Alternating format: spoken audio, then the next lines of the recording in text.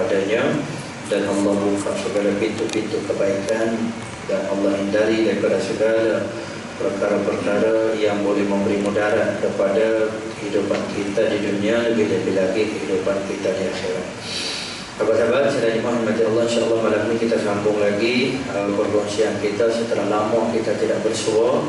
Dan saya mohon maaf di atas perkara tersebut, kerana kebetulan tibanya tarikh kuliah saya di sini, saya berada di Tanah Suci. Dan alhamdulillah pada bulan ini Allah Subhanahu Wa Taala rehatkan semua mukawin ataupun semua agensi daripada mengunjungi dua tanah haram. Moga-moga ada kebaikan di situ. Dan atas dasar itulah alhamdulillah saya berada bersama dengan tuan-tuan pada malam insya-Allah. Alhamdulillah ala kulli hal wa fi kulli hal. Malam ini insya-Allah kita akan sambung perbincangan kita masih lagi menggunakan kitab yang sama, iaitu kitab dia Mustika Hadis terbitan Jakim. Terbitan Jakim yang dikemas kini.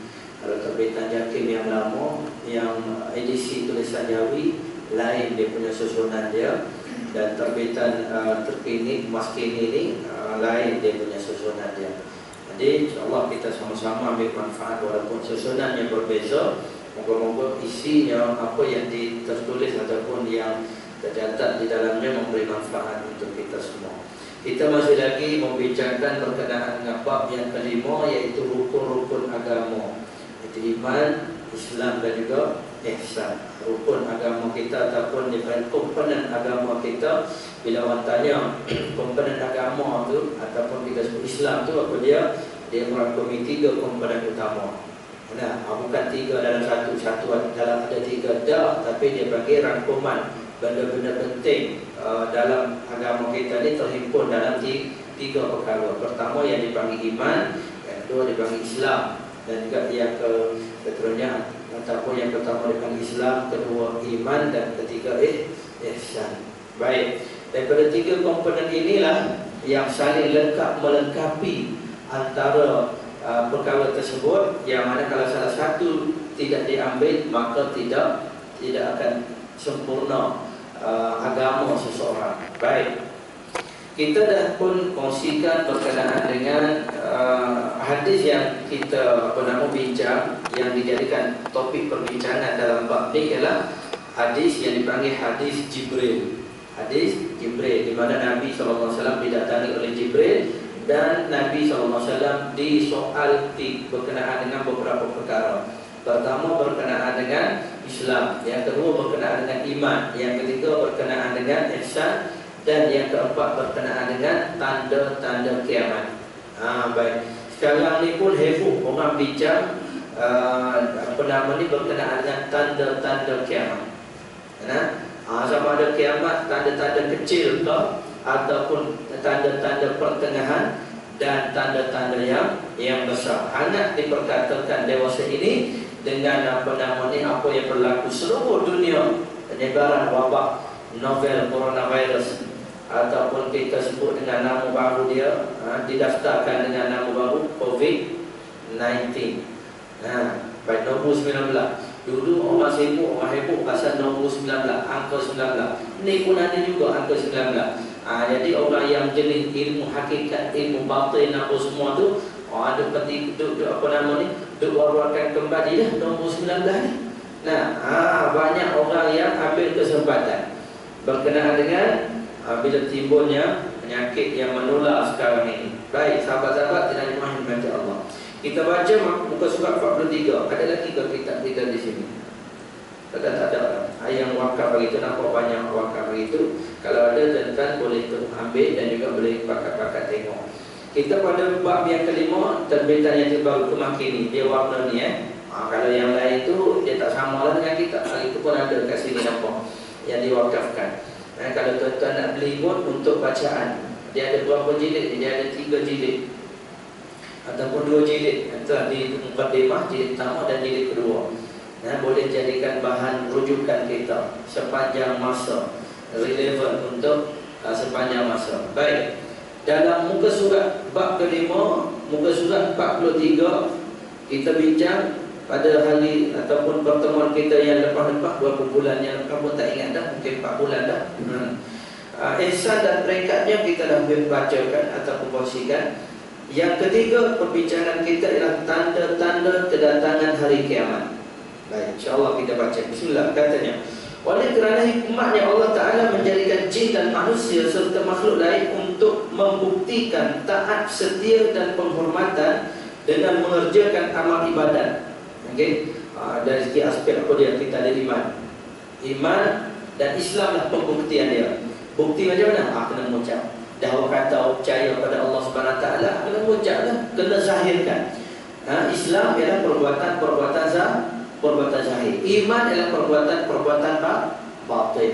Dan akan tercerna daripada dua gabungan tadi, akan tercerna lah ihsannya. Baik. Yang katanya mengerjakan amal ibadat kepadanya. Maka untuk membicarakan dan membalas ketaatan dan kederhakaan tiap makhluk, sudah tentu adanya satu masa yang ditetapkan untuk tujuan demikian, iaitu hari kiamat. Betul-betul. Ya, orang tu beramal, nampak zahirnya beramal, tapi dalaman tu tak tahu tak apa-apa. Maka adanya pembalasan di sana. Ya, ada orang yang dia kata tak apa dalam hati dia, yang penting kita yakin dengan Allah. Ya, amal zahir ni itu perbuatan yang Allah takdirkan dah, kata dia. Maka juga akan dibalas, betul ke tidak dia punya etikat tu. Maka adanya hari pembalasan. Baik. Oleh sebab itu, si penanya bertanya itu Jibril, dia bertanya kepada Nabi, bukan dia tak tahu. Jibril tahu. Illa man irtada fala yuzhiru ala alimul ghaibi fala yuzhiru ala ghaibihi ahada. Allah ni dia tahu benda gaib. Dia tahu benda yang manusia tak nampak. Semua yang berlaku, yang akan datang, yang telah lepas, yang lama, yang manusia pun tak tahu. Allah tahu sebab dia adalah Tuhan. Fala yuzhiru ala ghaibihi ahada. Allah tak akan beritahu kepada siapa pun. Illa man irtada. Ada pengecualian dia. Kecuali di kalangan mereka yang Allah redai, min rasul, daripada para rasul contohnya. Para rasul pengutus itu termasuklah malaikat. Malaikat pun adalah utusan Allah kepada para nabi. Baik, antaranya Jibril. Ada yang Allah bagi tahu pada Jibril, ada yang Allah tak bagi tahu. Baik. Jadi si penanya bertanya kepada baginda tentang waktu kedatangan kiamat, akan tetapi oleh kerana soal waktu kedatangan hari kiamat adalah salah satu dari perkara dan yang pengetahuannya hanya untuk Allah, maka Rasulullah menjawab dengan sabda dia. Maksud apa dia? Orang yang ditanyakan soalan itu samalah saja dengan orang yang bertanya. Orang yang ditanya ni pun sama dengan orang yang bertanya. Orang tanya tak tahu, orang yang ditanya pun tak tahu. Jadi satu perkara yang dia panggil apa namanya, satu perkara yang tidak mengaitkan, bukan benda yang menyebabkan jatuh maruah bila kita kata tak tahu. Bila orang tanya, Ustaz, apa hukum ni? Ustaz, apa pandangan Ustaz? Ustaz kata tak tahu. Ustaz pun tak tahu juga. Itu satu jawapan yang apa dia? Yang biasa. Dan tak tahu, cakap tak tahu. Bukan nak kelentuk, takkan nak kelentuk. Kalau nak kelentuk, ramai orang kelentuk. Ada juga di kalangan ustaz, dia tak tahu bila orang tanya, tapi dia rasa jatuh kalau dia tak jawab. Tak boleh nak jawab, dia rasa dia punya kedudukan dia jatuh. Maka dia jawab mana pun. Oleh kerana dunia sekarang dunia terbuka, orang boleh share video dia tu, orang boleh share dia punya jawapan tu. Orang kata apa dah jawab dah. Ini jawapan dia kelentung ni. Berapa ramai kami dalam bidang umrah pergi ke sana, berapa ramai ustaz yang kelentung tak sejarah. Sejarah di Bukit Uhud, sejarah tu, sejarah ni. Dia ikut dan dia supaya jemaah rasa tertarik dengan dia yang dia duk cerita. Kadang-kadang cerita yang tak benar pun dia kisahkan juga.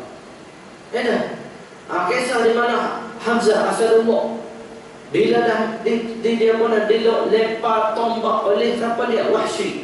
Wah, kena dada Allah, kena pada dia punya jantung, mati. Dan mati itu kemudian dicerita bagaimana Hindun datang dengan amarahnya, datang ke jenazah itu, kemudian belah lagi dada dia, keluarkan jantung dia, mamah jantung Hamzah. Berapa ramai ustaz cerita begitu? Tak, walaupun kisah itu bukan kisah benar pun, tapi berapa ramai orang duk cerita. Oh ya Allah, tengoklah tuan-tuan bagaimana pengorbanan. Nak cerita pasal pengorbanan aja, tapi kelentongnya lebih. Nah, baik. Jadi tidak menjadi satu perkara yang merendahkan martabat seseorang yang menjawab ataupun tidak menjawab pertanyaan. Tak menjawab, kata tak tahu. Walaupun mungkin di kalangan budak-budak dia kata Allah. Nah, tak tahu. Saya sendiri tu anak-anak tanya. Anak tanya, Abi, ni kenapa ni? Tak tahu. Abi pun tak tahu. Tak tahu. Apa punya ustaz kata. Anak kita ni. Tu dia nasib baik orang tak dengar. Kalau orang dengar, ya juga ada. Tapi nak cerita apa dia? Hatta kepada anak-anak, jangan kita kelentong. Saya terbaca satu artikel apa dia. Jangan kita kelentong anak-anak. Jangan. Cakap betul. Tak tahu. Tak payah nak tarik sana. Mereka kita kata, mungkin gini kot. Tapi tak tahu lah. Boleh juga gitu. Sebab budak-budak dia akan pegang benda tu. Maklumat tu dia akan pegang. Lebih-lebih lagi orang yang dia percaya. Lagi-lagi. Dalam agama pun banyak ramai. Yang saya cerita tadi bab sejarah. Itu ustaz-ustaz pun cerita yang karun-marun. Apatah lagi kalau orang biasa. Apatah lagi kalau orang ternama pula yang cerita. Orang pakat dengar. Baik, Allah Akbar. Sebab tu kita ni tidak menjadi satu perkara yang merendahkan martabat kita apabila kita menjawab tak tahu. Baik. Nabi sendiri pun Nabi kata apa dia? Mal mas'ulu anha bi'alami minas sa'il. Mungkin kata-kata yang lebih, ungkapan yang lebih lunak. Ada. Tapi dari segi maksudnya sama saja. Aku pun tak tahu, kau pun tak tahu. Sama saja. Kau tak tahu, aku pun tak tahu. Baik, itu mungkin kata-kata kasar sikit. Tapi oleh kerana Nabi SAW, ana as-sahu man nataqa bil-dhad, kata Nabi, akulah orang yang paling fasih, yang paling cantik perkataan dia orang di kalangan mereka yang bercakap bahasa Arab. Sebab itu bahasa Nabi nampak buat. Kan? Baik. Baik, kata dia lagi.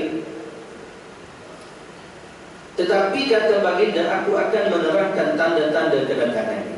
Selain dari yang diterangkan dalam hadis, ada didapati dalam kitab hadis yang banyak yang menceritakan tentang tanda-tanda hampirnya kedatangan kiamat. Antaranya, baik, dalam hadis kita, hadis Jibril ni, Nabi sebut beberapa perkara.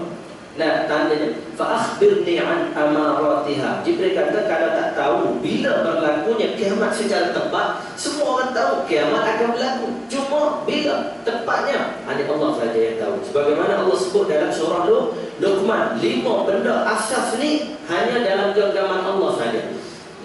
Pertama apa dia?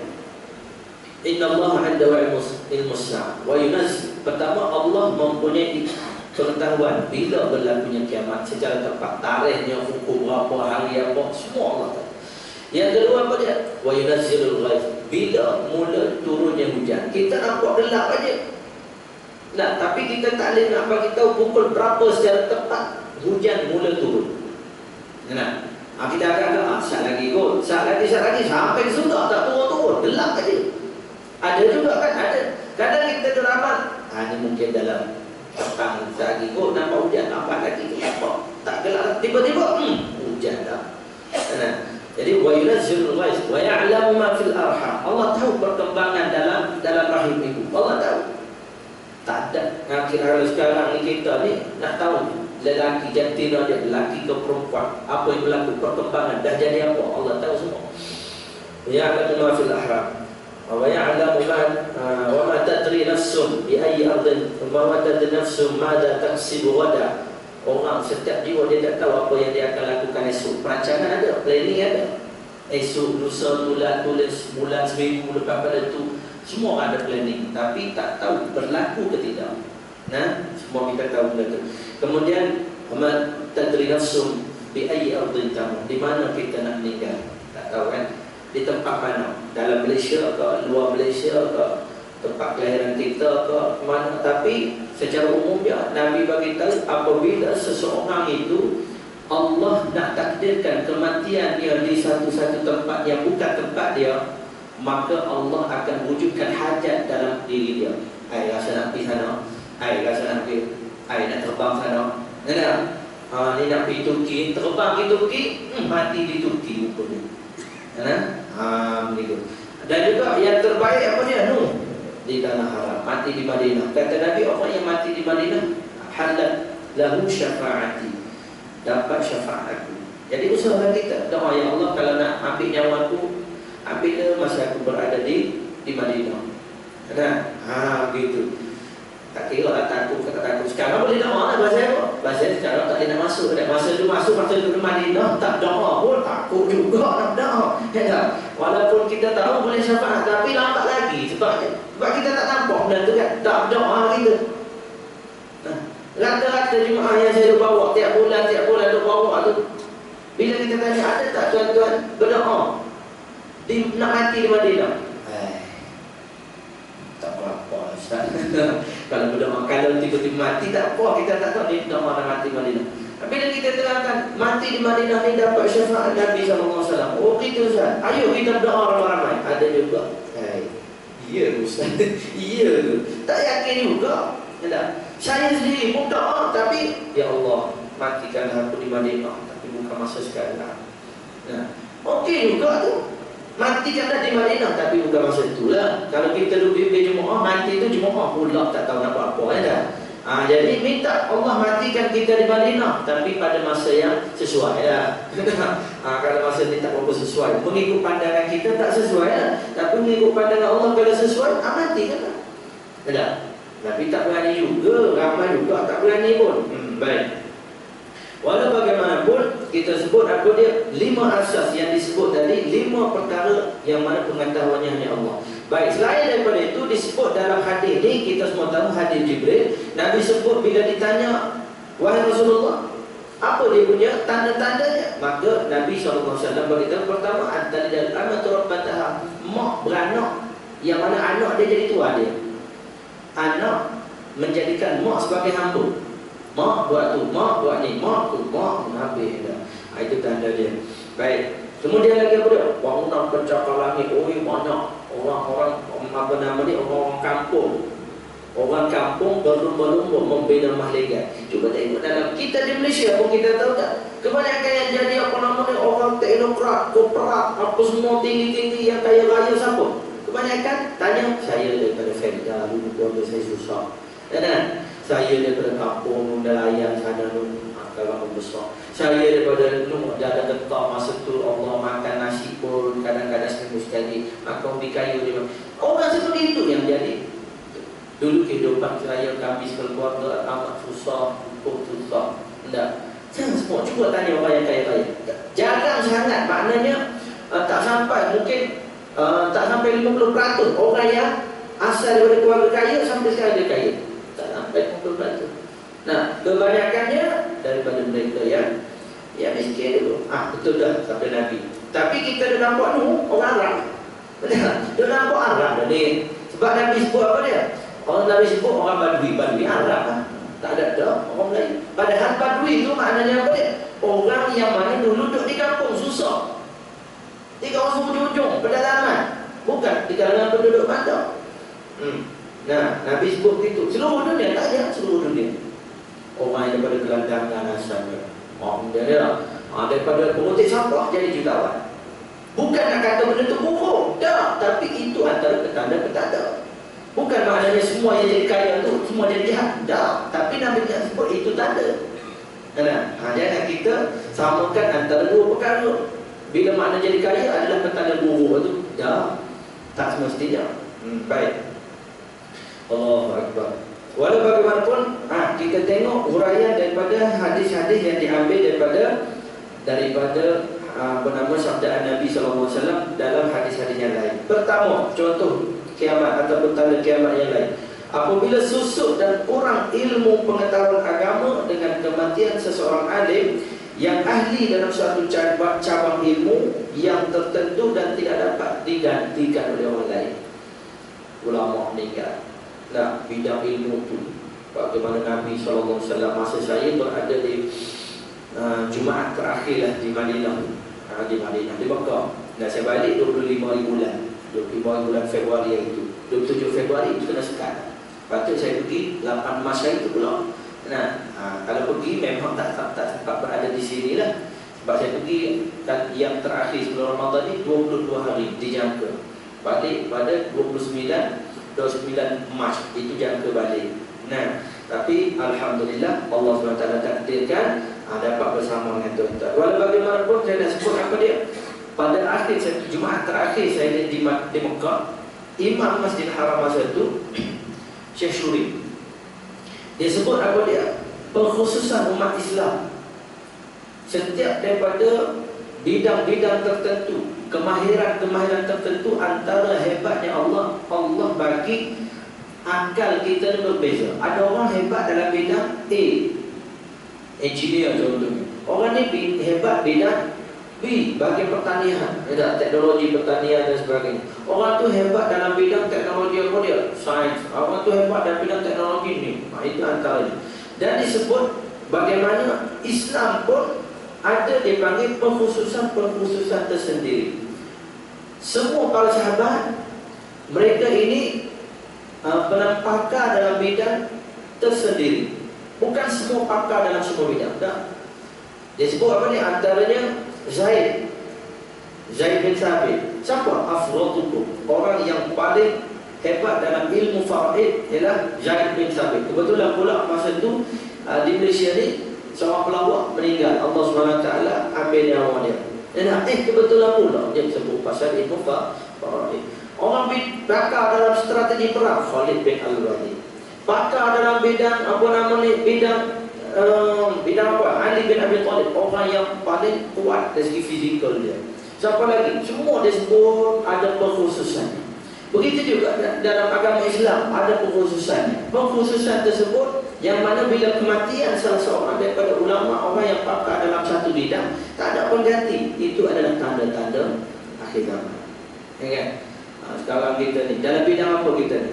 Dalam bidang harta pusaka, alhamdulillah sekarang ni orang makin sedar. Dalam bidang falak, sekarang ni orang tak berapa dah itu. Sebab apa dia?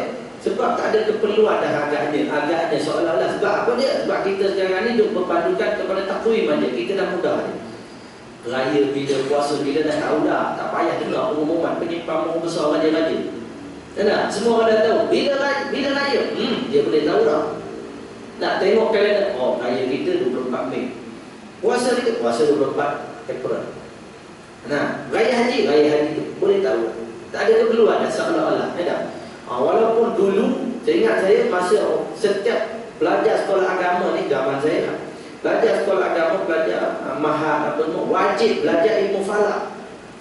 Ilmu nak kaji waktu sembahyang, hukum berapa sebenarnya. Kita sembahyang tengok jam tu je, tengok dah masuk waktu. Dah hampir nak masuk waktu. Tengok tu dah.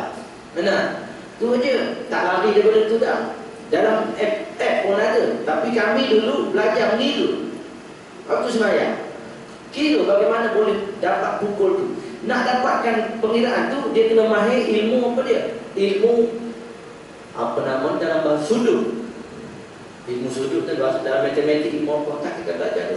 Ada tangent, cos dan apa nama tu kan?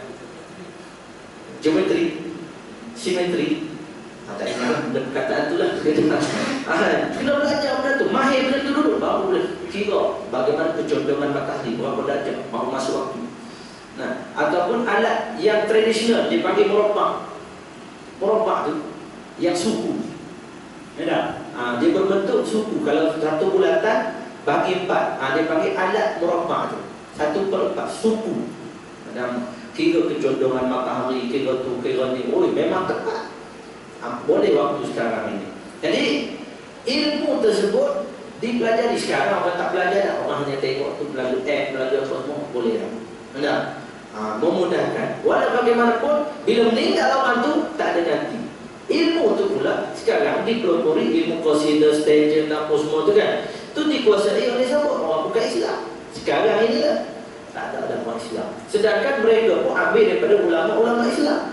Makna kata apa dia? Tak ada pengganti di kalangan orang Islam. Tak ramai ilmu falak. Baik.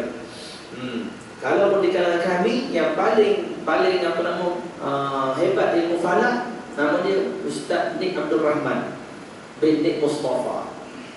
Itu dia belajar dengan semua pengurusi Persatuan Falak Malaysia ni. Nama dia Haji Abdul Rahman juga. Almarhum dah meninggal, orang Kelantan dulu. Sekarang ni tak tahu, saya pun tak tahu siapa pengganti dia. Tapi nak sebut apa dia? Ulama-ulama dalam bidang falak ni dah pun meninggal. Walau bagaimanapun, tinggalan dia tu hanya diteruskan saja. Tapi yang mahirnya jangan dah. Nah, kita pun tak ada dah, takkan nak belajar ilmu falak di masjid-masjid. Nah, sebab ilmu dia kami ada semua 5 sukatan. Modul dia ada 5 modul asas. Nah, 5 modul asas pengiraan, bermula dengan huruf jumal, bermula dengan tu, bermula dengan bintang di langit, apa nama ni, urus di langit ada berapa, sehingga kan kita boleh kira musim tengkujuh tu bila berlaku, musim tu bila menampak bintang tu apa yang akan berlaku biasanya, kebiasaan. Itu ilmu, bukan ramalan, ilmu. Dia ada setiap wal qamaru qaddarnahu manazil hatta 'ala kal-'urjunil qadim. Berapa dia punya itu kiraan, pergerakan matahari kita kira, pergerakan buruj kita kira, sehingga kita dapat musim-musim bila sesuai nak tanam, bila sesuai untuk cucuk tanam tu. Dia ada musim-musim dia berdasarkan daripada suasana muka bumi. Oh, itu baru satu ilmu. Belum lagi ilmu kecondongan matahari itu dan sebagainya. Banyak lagi ilmu-ilmu yang kita sendiri pun dalam agama Islam pun tak sempat kita nak cari gali. Tapi kita banyak membaca buku-buku karangan orang barat, orang yang bukan Islam. Padahal mereka ambil daripada ilmu kita. Kita rasa hebat dan repot. Baik. Walau bagaimanapun, yang pertama antaranya ialah susut dan kurang ilmu pengetahuan agama dengan kematian seseorang alim. Itu dalam bidang agama. Yang kedua, apabila merebaknya kejahilan mengenai ilmu agama dengan sebab kurangnya orang yang suka mempelajarinya. Orang pun dah tak nak belajar dah. Dah ada orang alim tak ada. Belajar pun tak nak dah. Baik, Allahu Akbar. Kita ni sekarang alhamdulillah. Tapi sekarang pun kita kadang-kadang, bukan maknanya semua, kadang-kadang kita bukan datang nak belajar. Memanglah di masjid di Zohar ni bukan hanya tempat untuk kita berkongsi beberapa ilmu-ilmu utama, perkara-perkara asas sahaja. Tapi berapa ramai? Dah makin kurang juga dah. Yang datang contohnya, datang sembahyang maghrib ramai. Yang tunggu sehingga isyak berapa ramai? Tak ramai. Mana kata apa dia? Dah ramai dah yang tak mau belajar. Pasal apa dia? Tak berapa seronok. Ustaz tu kalau datang Ustaz Syamsul debat apa seronok. Bukan salah dia, dia dalam bidang dia. Tapi kita sudah pun memilih-milih untuk mencari ilmu. Baik.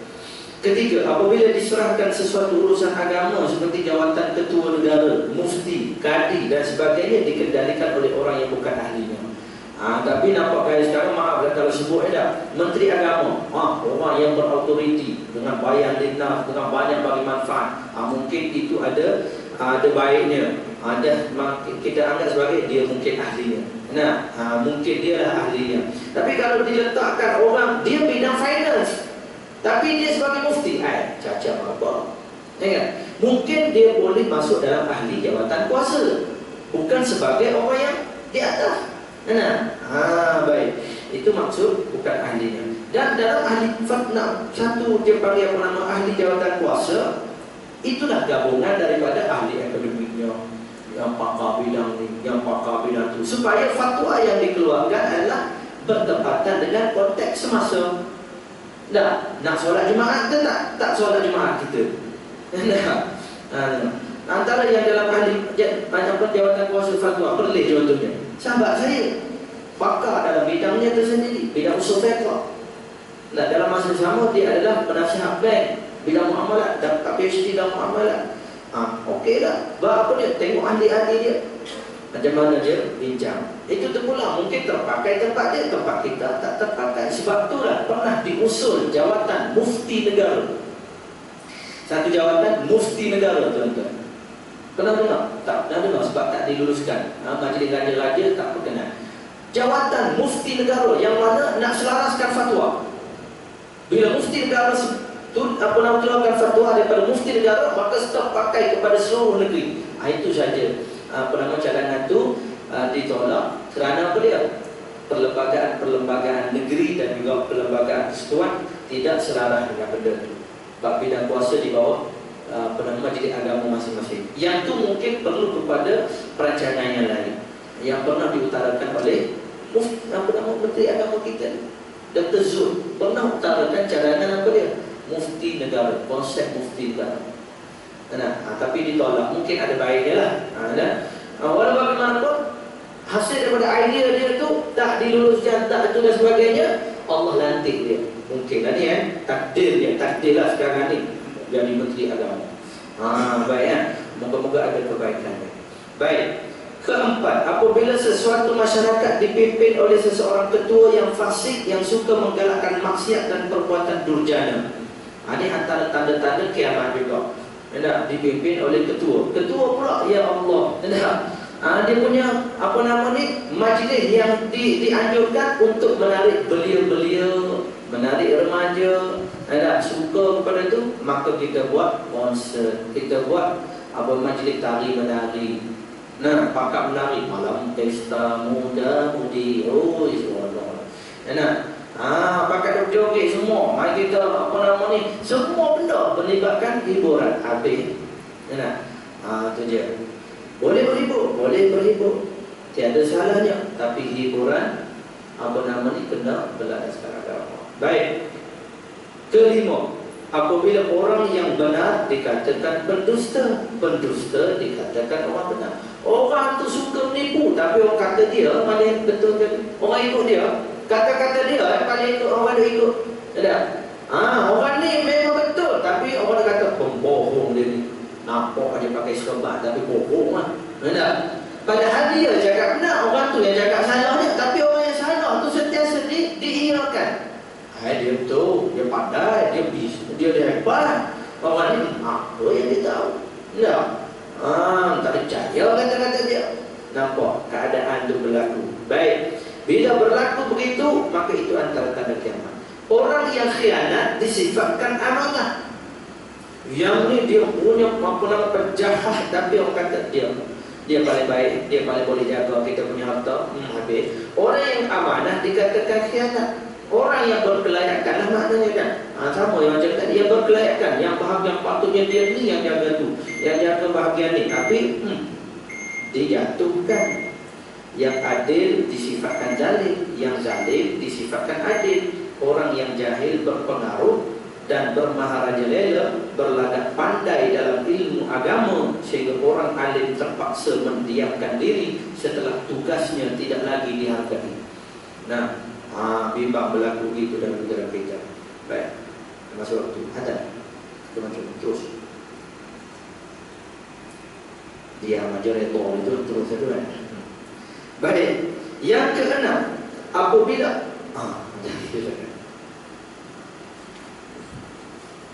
kita sambung selepas azan nanti insya-Allah.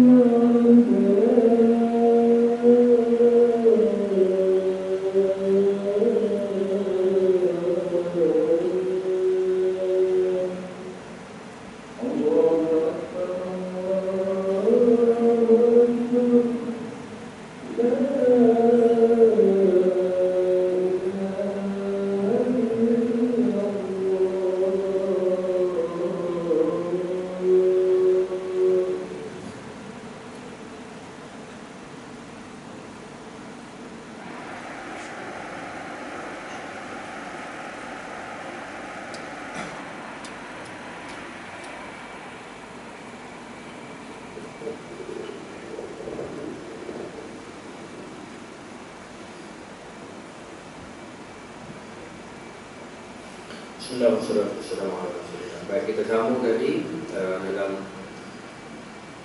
perbincangan kita berkenaan dengan tanda-tanda hampirnya kedatangan kiamat dalam kitab-kitab hadis yang lain.